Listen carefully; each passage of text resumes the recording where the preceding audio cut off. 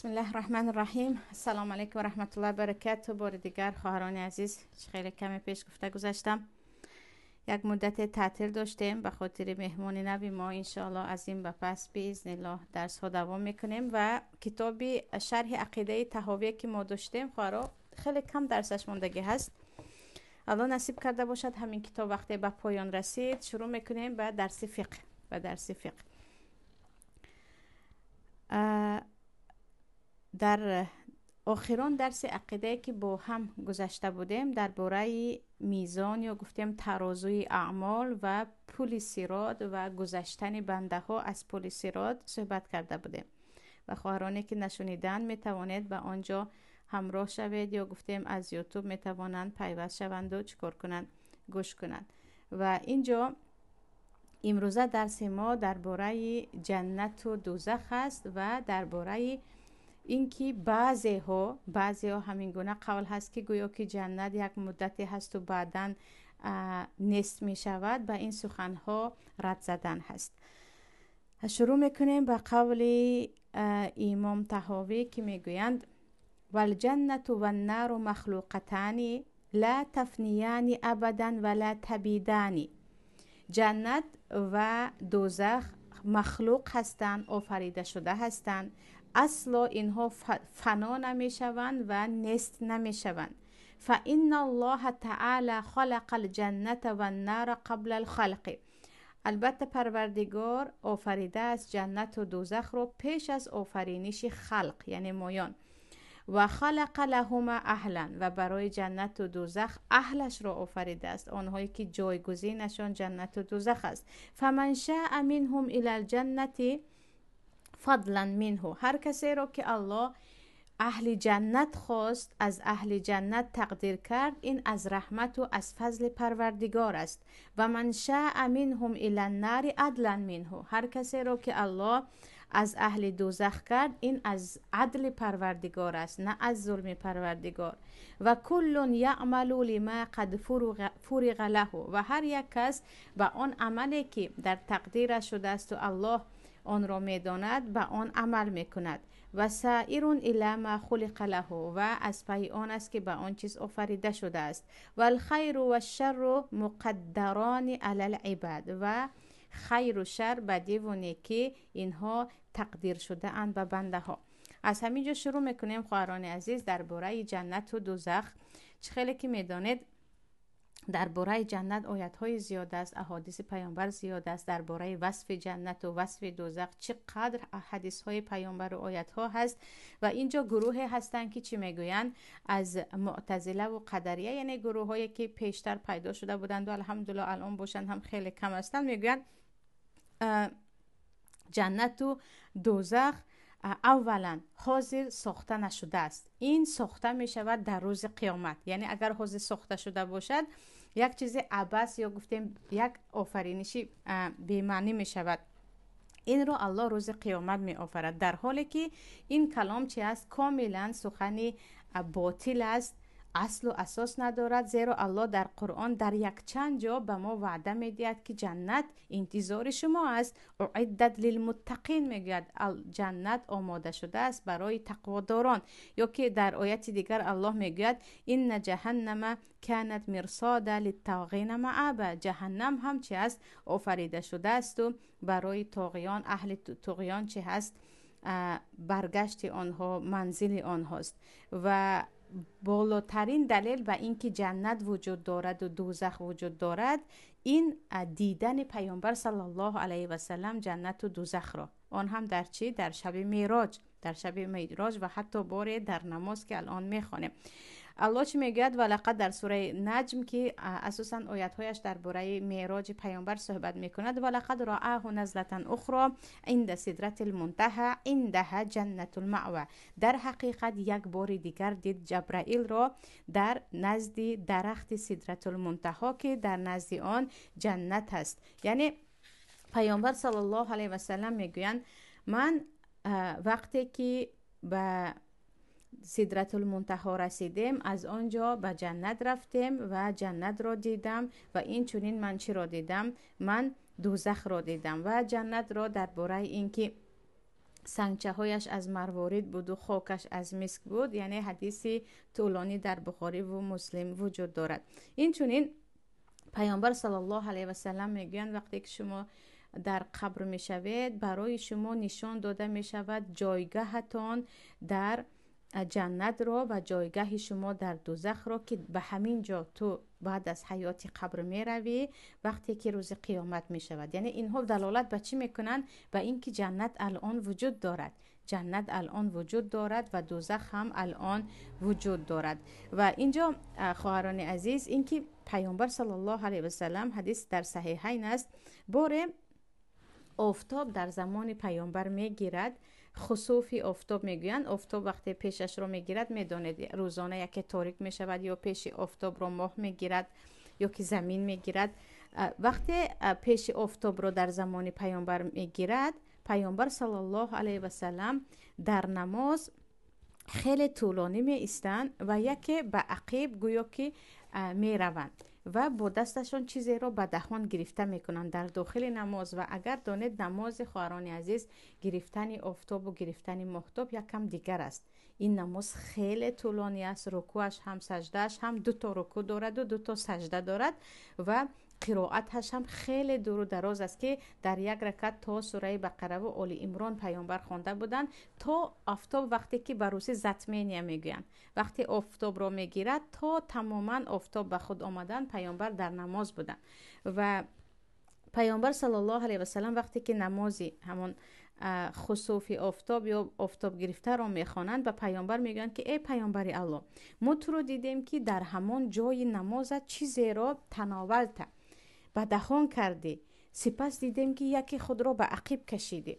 پیامبر میگویند من در همین جایم، یعنی در نمازم جنت را دیدم و یکی از خوشه های انگور را به دهان کردم و اگر خودی سر انگور را به من داده میشد یا میگرفتم شما تا بودن دنیا از آن میخوردید. یعنی یک سر انگور جنت برای اهل دنیا تا بودن دنیا چی از کفایه است، یعنی از فراوانی یا از بزرگی نعمت جنت تصور کنید.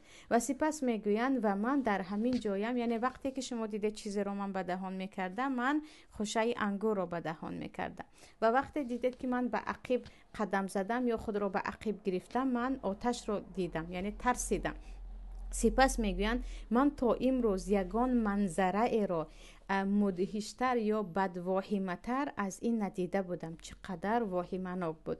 و سپس چیزی دیگر میگویند سبحان الله، و رأیت اکثر اهلها النساء، و دیدم که اکثر دوزخیان زنها هستند. قالوا بما یا رسول الله، میگن چرا ای پیامبری الله؟ میگن یکفرن، چون آنها کفر میورزند.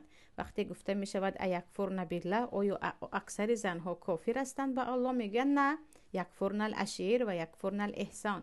آنها کفرانی شوهر میکنند و کفرانی خوبی های شوهر میکنند. اگر به کسی از آنها تمامی عمرت خوبی کردی و چیزی رو از تو دید میگوید هیچ خوبی ندیدم. و همین حدیث رو من پیشتر هم گفته بودم خواهران عزیز که ناسپاسی در زنها، ناشکری در زنها در مایان زیاد است. یعنی در مردها هم هست، البته در مردها هم هست، اما مردها اینقدر به زبان نمی آرن این رو. یعنی ناشکری خود را نسبت زن در همه جا، چون شهامت مردی به این اجازه نمیدید، جوان مردی مردها به این اجازه نمیدید. مردی که در هر جا از بدی زنش صحبت میکند و از بد اخلاقی زنش صحبت میکند بدانید که نوجوان مرد است، یعنی مردی ندارد. برای اینکه مرد کسی است که اینجا و آنجا از زنی خود خبر کشی نمی کند و طلاق را الله به تو داده است به دستت. اگر بد میبینی طلاق ده و نباید نام زن رو بد کنی. اما در زنها که طلاق در دستش نیست و میدانید که زنها سلاح بزرگشان دهان است یا زبان است، مایان زیاد ناسپاسی یا گفتیم ناشکری به شوهر و این چونین کمبودی های او را زیادتر میگوییم و خوبی هایش را کم. و همین سبحان الله حتی مسلمان باشید هم، با ایمان باشید هم، 5 وقت نماز باشید هم، وقت نسبت شوهر خود ناشکر هستید، ناشکر یعنی خوبی هایش را نادیده میگیرید. پیامبر چه میگویند؟ من اکثری این گونه زنها را در دوزخ دیدم که پروردگار ما را اصلا از جمله این زنها نکند. علل خصوص خواهران عزیزی که با ما در درس ها هستید باید این سخنها عمل کننده باشیم با این سخنها. و در حدیث دیگر پیامبر صلی الله علیه وسلم میگویند قسم به آنه که جان من در دست اوست، اگر شما آن چیزی که من دیدم میدیدید خیلی کم خنده میکردید و زیاد گریه میکردید. و گفته میشود چرا، تو چی دیدی پیامبر الله؟ پیامبر میگویند من جنت را دیدم و دوزخ را دیدم. یعنی آنه که جنت را میبیند من چگونه و آن داخل شوم، گویان اینقدر از پی خنده و مزاح و بازی نمی شود، از پی عمل می شود. آنه که دوزخ را دید دیگر از ترس اینکه به آن داخل نشود همیشه به پروردگار گریه و زاری و خواری میکند که پروردگار مرا از جمله آن نکن.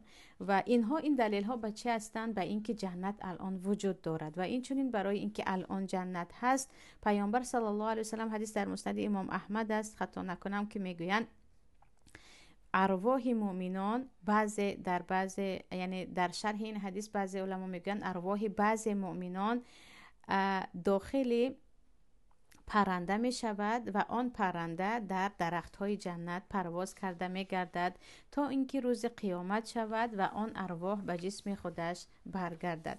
و اینجا خواهران عزیز حدیث دیگر هست که در صحیح مسلم است که پیامبر صلی الله علیه و سلم میگویند وقتی که الله جنت و دوزخ را آفرید به جبرائیل گفت که به جنت رو و ببین آنجا را، نگاه کن و ببین که من چی چیزهای برای اهل جنت آماده کردم. و جبرائیل می روند و نگاه می کنند و می بینند که چی نعمتهای الله برای اهل جنت آفریده است. سپس بر می گردند و می گویند و عزتک لا یسمع بها احد الا دخلها، قسم به عزتت کسی اگر درباره همین جنت بشنود، نعمتهای جنت را بداند، فقط عمل میکند تا که داخل جنت شود. یعنی آنهایی که این جنتی که تو فریدی برایشان اگر دیدن یا شنیدن، فکر و ذکر و آرزویشان فقط همین جنت میشود که من چگونه به این داخل شوم.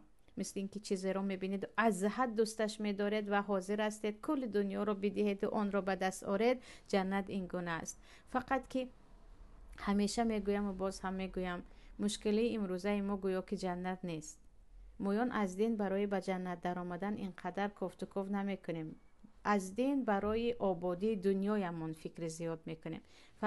فرزندمون رو حافظ میکنیم تا که در دنیا آبرودار شویم.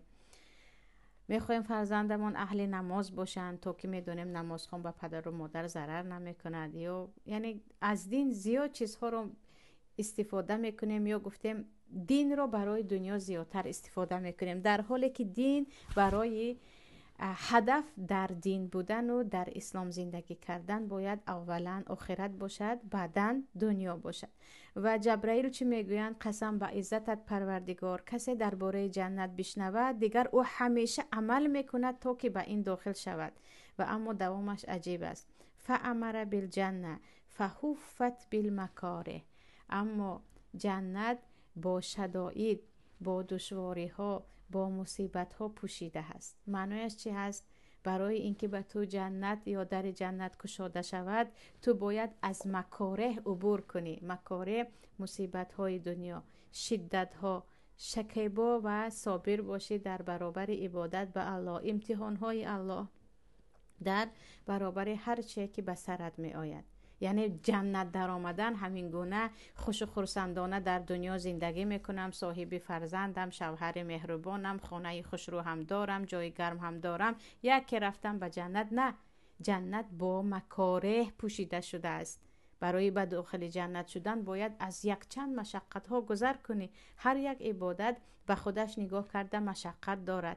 هر یک گفته الله به خودش نگاه کرده مشقت دارد. یعنی به جنت به آسانی با تمام جنت دنیا داخل نمی شوی. حتما مشکلی های، شدت های، مصیبت های هست که تو را به سوی جنت می برد. سپس میگن ثم رجع، سپس جبرائیل بر می گردد و الله میگوید الان برو به سوی دوزخ و ببین که من در دوزخ برای اهل آن چی آماده کردم. جبرائیل به دوزخ می روند، از آنجا می بینند و می بینند که خودش رو می سوزد، یعنی آتشش خودش رو می سوزد، بالای هم است. سپس آمده می گویند به عزتت پروردگار. کسی که درباره عذاب این دوزخ، درباره دهشت این دوزخ شنید، فقط حرکت می کند، عمل می کند که داخل نشود. یعنی اگر خواهران عزیز درباره سوزش و درباره آتش هرچه گویم، هم نمیدونم چرا اینقدر ترس در مردم نیست، اما در حقیقت آنی که دوزخ را شناخت، از صفت دوزخ باخبر شد، از سوزش آن، از درد و رنج و عذاب آن، همیشه هر لحظه برای نزدیک نشدن به آن حرکت میکند که من چی کار کنم که قدمی به سوی دوزخ نزنم. هر دروغ گفتن ما، فریب کردن ما، بیهوده تماشا کردن فیلم و رولک ها یا گفتیم نوارهای کوتاه فحشا، دعاهای بدی بی‌معنی ما، بیهوده خواب رفتن و فقط گشتن ما، اینها یگان تاش قدم به سوی جنت نیستند. باید هوشیار باشیم که کارهایی که ما میکنیم نباید به سوی دوزخ باشد. و در دومش میگویند سبحان الله و حفت بالشهوات، و دوزخ پیچانیده شده است یا گفتیم پوشیده شده است، پر شده است با شهوت ها. شهوت با این در اینجا با لذت ها، یعنی به دوزخ شما رو لذت های شما میبرند. چرا یک عرق نوش عرق میخورد؟ تا که لذت ببرد. آره، یک موسیقی گوش کن برای لذت بردن و دم گرفتن موسیقی گوش میکند، یا به خاطر نمیدونم لذتی چی میرقصن، یا هر گناهی که هست خواهران عزیز، یگان توش برای خود را اذیت دادن است، همش تقریبا برای چی است؟ برای لذت بردن است. و همین لذت هاست که ما رو به دوزخ میکشاند. همین لذت هاست، پر خوردن، پر گفتن، بعضن انتقام گرفتن، اذیت دیگران، غیبت. ما از غیبت لذت میبریم، ما از مسخره دیگران لذت میبریم، ما از خبرکشی های و آتش افکنی بین مردم لذت میبریم که اینها همش چی است؟ اینها همش دروازه های دوزخن، یا گفتیم راه های هست که ما را به دوزخ میبرد. پس این دو قاعده باید در مسلمان باشد. یکی اینکه پیامبر گفتن جنت با مکاره هست و دوزخ با شهوات، یعنی میخواهی به جنت داخل شوی باید از مشکلی ها عبور کنی. کارهای نیست که به آسانی باشد. هر چیزی که از صدقه کردن یکی از راه‌های اساسی جنت است که میدونید باید بخیلی خود را فرو برید، با 1001 نقشه های آینده خود بجنگید که صدقه میدهید و برای خود پسنداز نکنید. اما دوزخ با شهوت ها پوشیده شده است که شهوت ها همان لذت های دنیاست که ما خیلی گفتم همه گناه تقریبا به خاطر لذت استفاده می شود، کرده می شود. سپس می گویند بعد از اینکه دوزخ را میبینند، حضرت جبرائیل میگویند قسم به عزتت، من از آن میترسم که کسی داخل این دوزخ شد اصلا از آن نجات نیابد. یعنی اینقدر جای واهمناک است و من دیگر از آن بیم دارم که کسی که داخل دوزخ شد از آن نجات نیابد. و خواهران عزیز درباره دوزخ و جنت چه خیلی گفتم، یک گروه اندک کمی هستند که آنها چی میگویند؟ دوزخ و جنت تماما الان نیست، بعداً ساخته میشوند. و باز یک گروه دیگر هم هستند که میگویند سبحان الله، هم جنت و هم دوزخ مدتی هست و بعداً تماما نابود میشود، در حالی که درباره این که جنت همیشه هست و اصلا نیست نمی شود، این مسئله اتفاقی بین العلماء می باشد. یعنی تمام علمای اهل سنت با این اتفاق هستند که جنت اصلا و اصلا نیست نمی شود و اهل جنت در آن پایدار می مانند و حیات جنت گشته و برگشته دیگر شدن نعمت ها همیشه هست. اور جنت هست الان، اما بعض دیگرگونی ها در داخل جنت می شود. یعنی اون چیزی که در داخل جنت هست اصلا دیگر شدنی نیست، گفته نمی توانیم. برای چی؟ برای اینکه پیامبر صلی الله علیه و سلم میگن من شب معراج ابراهیم را دیدم علیه السلام را و گفتن بدان که درختان جنت کاشته می شود با سبحان الله و الحمدلله لا اله الا الله و الله اکبر. یعنی هر مؤمنی که زیاد سبحان الله و الحمدلله لا اله الا الله الله اکبر میگوید، برای او درخت در جنت کاشته می شود. معنیش این است که یعنی دیگرگونی برای او در آنجا می شود. یا در حدیث دیگر کسی که لا حول ولا قوة الا بالله را زیاد میگوید و او هم چی می شود؟ درخت در آنجا کشته می شود. و درباره جنت گفتیم که همیشه همیشه هست. پیامبر صلی الله علیه و سلم چی میگویند؟ روز قیامت مرگ رو به صفت گوسفند می آورند، به شکل گوسفند می در آورند و کشته می شود و گفته می شود که این مرگ است ای اهل جنت، دیگر حیات شما اینجا ابدی هست و اهل دوزخ شما هم بدانید که مرگ نابود شد و حیات شما هم همیشه دائمی است. و الله میگه لا یذوقون فیها الموت الا الموتة الاولى. در آنجا یعنی در جنت طعمی مرگ وجود ندارد. شما در آنجا نمیمیرید مگر همون مرگ اولتون، یعنی اصلا در جنت مردن نیست و نابود شدن نیست. و این چونین اکلوها دائمون و ذلوها، هم خوراک‌های آن و هم سایه آن، نعمت‌های آن دائمی هست.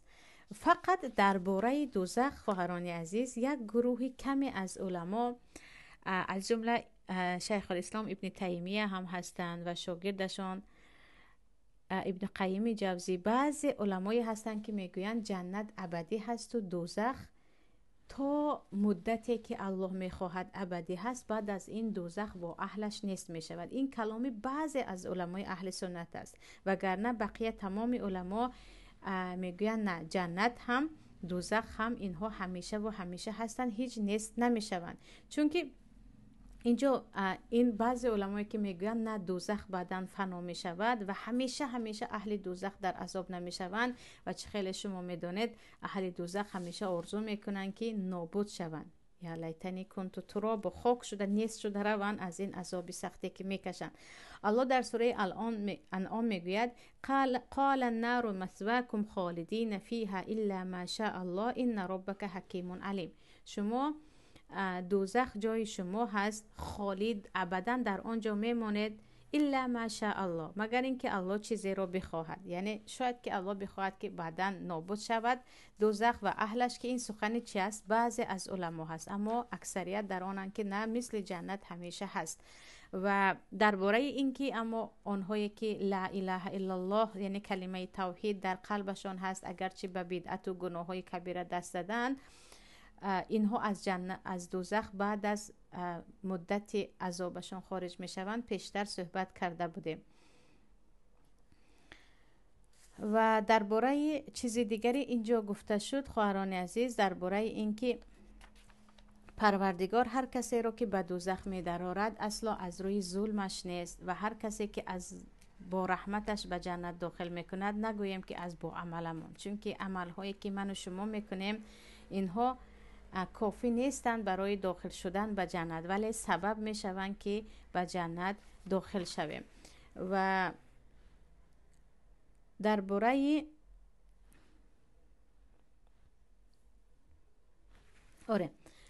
اینکه امام طحاوی گفتن الله برای دوزخ هم اهلش را آفرید و برای جنت هم اهلش را آفرید، یعنی گروه را الله آفرید از اهل دوزخ هستند و گروه را از اهل جنت. و که اهل دوزخ است تو که اهل جنت، این را کسی نمیداند مگر اینکه آنهایی که پیامبر هستند و پیامبران به ما خبر دادند، مثل عشر مبشرین و اهل بیت پیامبر و اینها، مانند حضرت فاطمه و حسن و حسین و اینها. و اینجا خواهران عزیز حدیث در صحیح مسلم است که در زمان پیامبر کودک میمیرد از انصار و حضرت عایشه میگویند خوش به حالش، گنجشک از گنجشکان جنت است، یکون کاری بدی نکرده است و هیچ کاری بدی را هم نفهمید و رفت. و پیامبر صلی الله علیه و سلم به این میگویند عایشه شاید بجز این است برای آن که الله برای جنت خلق کرد ادعای را و برای دوزخ ادعای را خلق کرد و آنها هنوز در پشت پدرشان بودند، یعنی هنوز به دنیا نآمده اهل دوزخ و اهل جنت بودند. و خواهران عزیز این باز برمیگردد به مسئله تقدیر که خیلی گفتیم تقدیر از اسرار پروردگار است. هیچ کس را شما نمیتوانید بگویید که این اهل جنت است و این اهل دوزخ است. الله خودش یعنی میداند که کی سزاوار جنت و دوزخ است. و از خطاگی های بزرگ ما این است که فلانی جنتی گفته صحبت میکنیم، فلانی رحمتی گفته صحبت میکنیم. حتی بعضی ها من از اهل جنتم گویان هم صحبت میکنن که این چی است؟ این یک نمود تکبری گفتیم یا گفتیم بی‌ادبی هست. یعنی همیشه باید دعا کنیم که الله از جمله اهل جنت گرداند، اما پیش و پیش به کسی نمیتوانیم ما کفالت دهیم که او از اهل جنت است. و پروردگار، خواهران عزیز، مسئله دیگری که اینجا می آورند میگویند الله دو نمود موجودات را آفریده است. موجوداتی هست که آنها طبیعتا همیشه در خدمت الله هستند، مانند آفتاب و ماهتاب و شمال و باران و اینها، که اینها همیشه در خدمت پروردگار هستند. و این چنین موجودات هم هستند که آنها با اراده خود حرکت میکنند، یعنی همیشه مثل آفتاب در همان یک قانون الله نیو، الله به آنها اراده هم داده است، خواهش ها هم داده است که آن با آن خواهش های خود بعضی کارها را انجام میدهند. و همون مخلوقاتی که خواهش دارند اینها تقسیم میشوند به سه گروه. گروهی که فقط خواهششان خیر است، یعنی بجز خوبی و نیکی و ثواب هیچ دیگر خواهشی ندارند، مانند فرشته ها. و دویم گروه شیطان و فرزندان شیطان است که اینها فقط خواهششان بدی هست، خواهششان بدی است. سیومش باشد انسان ها و جن ها هستند که اینها خواهش بدی هم دارند، خواهش خوبی هم. یعنی در اینها خواهش ها تقسیم می شود. انسان هایی هستند که از این که یعنی خود رو مجبور میکنند و با این همیشه مجاهده میکنند، با این هم یعنی با خواهش های بد خود همیشه می جنگند تا درجه فرشته ها می رسند. و انسان های هم هستند که همیشه از پی لذت و از پی خواهش های نفسانی خود می روند و به درجه شیطان از آن هم به درجه حیوانی می رسند. یعنی بعض مخلوقات الله در آنها چه هست؟ مانند انسان و مانند جن ها اراده هست که الله برایشان داده است که و تو این اراده رو می دهم، تو در کجا صرفش میکنی. و چیزی دیگر، هر کسی که امام طحاوی میگن هر کسی که داخل جنت شد این از فضل الله هست، از رحمت الله هست. و هر کسی که داخل دوزخ شد این از عدل الله هست، چون الله چی میگه؟ اینی حرمت ظلم علی نفسی، من ظلم رو برای خود حرام کردم. یگان نفر رو الله بیهوده داخل دوزخ نمی کند، اما الله به یگان ثواب هم با رحمت خود بعضی ها رو داخل جنت می کند، اگر خواهد که دربارش خطا نکنم پیشتر گفته بودیم. یا بعضی از عملهای کوچکی هست که شما به سبب همون عملاتون، چه خیلی که میگویند زن به خاطر آب دادن به سگ فقط داخل جنت شد. و الله با فضل و با رحمتش داخل جنت میکند، با عدلش داخل دوزخ میکند. و این رو هم دانیم که وقتی که گفتیم الله با رحمتش داخل جنت میکند، اما باید برای این هم به ثواب هم عمل کنیم. یعنی همیشه نه من همین خیلی عادی داخل جنت میشوم، نه، سبب های جنت که ثواب هست اون رو چیکار کنیم؟ به دست آریم. چون الله میگه و من یعمل من الصالحات و هو مؤمن فلا یخاف ظلما ولا هضما. هر کسی که عملهای صالح انجام میدهد در حالی که مؤمن باشد، چون کافر عمل صالح انجام دهد هم از اهل جنت نیست، مگر اینکه در دنیا چه خیلی گفته بودیم کافر هم اگر انسانی نکوکار باشد، عدل پروردگار است که در همین دنیا برایش پاداش خوبی هایش را میدهد. الله میگه هر کسی که مؤمن باشد و عملهای صالح، عملهای ثواب انجام دهد و با او یگان ظلمم نمی شود و یگان خیل از ثوابش کم نمی شود. یعنی اصلا خواهرانی که عمل ثواب انجام می دهند یا هر مسلمانی که عمل ثواب انجام می دهد، اگر از بنده های الله به ما نگشت، به کسی خوبی کردیم عکسش بدی دیدیم، به کسی مثلا تمامی صدقاتمون رو کردیم یا گفتیم صدقه های علمیمون رو کردیم، اما بر عوضش بدی دیدیم، گمان نکنید که با همین تمام است. نه، الله میگوید فلا یخاف ظلما ولا هضما. اصلا که تو بی ثواب نمیمانی. وقتی که به خاطر الله عملی رو انجام دادید، از انسان ها هیچ چیز ندیدید، هم یقین دانسته باشیم که ما چی میکنیم؟ خوبیمون رو در دنیا و آخرت، اگر یکی در دنیا نبینیم، حتما در آخرت از نزد پروردگار میبینیم. اما با انسان ها زیادیشان کارهایی رو انجام میدیم و چیزی رو نمیبینیم، چون در انسان ها نه در همشان عدل و انصاف است. اما پروردگار همیشه عادل است، خوبی های ما بی پاداش نمیماند. و اما آنهایی که داخل دوزخ شدن، همین خیل که الله خواست داخل دوزخ شد، نه، اینجا رو هم باید بدانیم که الله میگه و ما اصابکم من مصیبت فبما کسبت ایدیکم. مصیبت هایی که به سر شما می آید، این من نیستم که از روی جور و ظلم به شما بدهم، بما کسبت ایدیکم، از دستی کارهای خودتان هست. یعنی آره بعضا امتحان می شود که شما همیشه در راه راست هستید اما به سرتان مصیبت آمد. این امتحان الله هست، چگونه که به سر پیامبران آمده بود، مانند بیمار شدنی حضرت ایوب، یا اینکه از دنیا زود رفتن فرزندان پیامبر صلی الله علیه و سلم، یا اینکه سجن شدن یوسف و دیگر پیامبران. اما اکثریت بجز امتحان باز بنده های عادی به سرمان بلاهای می آید. علل خصوص در دوزخ بدانید که الله همین خیل شما رو داخل دوزخ نمی کند. این چی است؟ به سبب همون گناه هایی که خودتان کرده بودید. پس اینجا هر کسی که داخل دوزخ شد، این رو میگیم این عدل پروردگار است، این از روی عدل و عدالت پروردگار است. اما آنهایی که اهل جنت هستند اساساً با فضل و با رحمت پروردگار است، برای آنکه عملهای بنده ها همیشه چی است؟ کم است. و یکی از صفتهای پروردگار، خواهران عزیز، یک بار گفته گذاریم، حکیم است. معنای حکیم هر چیزی رو در جای خودش میگذارد.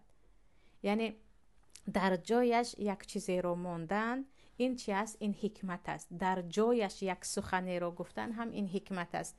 و حکمت پروردگار است، حکیمی پروردگار است که آنهایی که لایق دوزخ هستند به دوزخ میفرستد، آنهایی که لایق جنت هستند به جنت میفرستند. این حکمت پروردگار. یعنی مؤمن نباید هیچ شبهه داشته باشد، یعنی یگان شبهه نباید در قلب شما باشد که یک شما عملهای ثواب کردید و در آخر شما رو الله به دوزخ گذاشت. نه، یا یک ظالم ظلم کرد و در آخر اهل جنت شد. با این چیز اصلا راه ندید.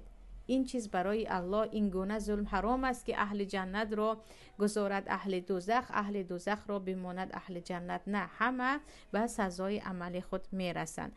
و در آیت پروردگار در سوره انعام میگوید و اذا جاءتهم آیه قالوا لن نؤمن حتى نؤتى مثل ما اوتی رسول الله اعلم حیث یجعل رسالته. وقتی به مشرکان آیت از طرف پروردگار آید، میگویند ما ایمان نمی آوریم به این آیت ها مگر اینکه چگونه که به پیامبران وحی می آمد به ما هم وحی آید. الله میگوید الله اعلم و حیث یجعل رسالته. الله میداند رسالت خود را، دعوت به سوی دینش را به کی گذارد، به کجا گذارد. یعنی الله هر کس را همینطور پیامبر نمی کند و هر کس را همینطور جانشین پیامبر نمی کند. آنهایی که سزاوار پیامبری هستند، الله آنها را چه می کند؟ به پیامبری نصیب می کند. و این رو هم بدانیم که کسی به مرتبه به جای رسید، پس او سزاوار اینجاست که الله آن را به اینجا رسانیده است. و بعضی هست که فقط به خاطر سنجش بعضی بنده ها الله به آنها پول ثروت می دهد و می بینید که آن پول ثروتشان فقط سنجش بود و فقط روحی آنها رو به دوزخ آسان کرد. این بود موضوع امروزه خواهران عزیز. اللهم علمنا ما ينفعنا وانفعنا بما علمتنا و زدنا علما. پروردگار آن چیزی که به ما فایده میرساند در این درس ها به ما نصیب کند و آن علمی که گرفتیم به آن عمل کردن را نصیب کند و برای ما آن چیزی که حق است حق دیدن و پیروی کردن آن را و آن چیزی که باطل است باطل دیدن و از آن دور بودن را و از آنهایی که یستمعون القول و یتبعون احسن قرار دهد، آنهایی که سخن را میشنوند و بهترین آن را پیروی میکنند، نه اینکه از پی فتنه و فساد میروند. ان شاء الله درس دیگر زنده و سلامت باشیم باذن الله. موضوع دیگر را درباره اینکه پروردگار به کدام کارها ما را امر میکند، آیا کارهایی که توانیش رو داریم و نداریم چگونه سوال و جواب دارد صحبت میکنیم. حاضر میتوانید کمی سوال و جواب کنیم خواهران عزیز؟